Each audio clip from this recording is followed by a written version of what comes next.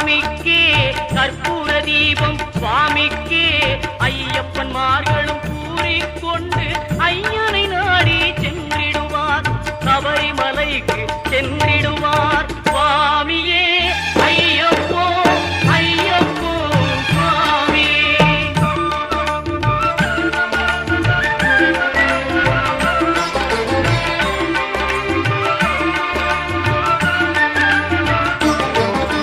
கார்த்திகை மாதம் மாலை அணிந்து நேர்த்தியாகவே விரதம் இருந்து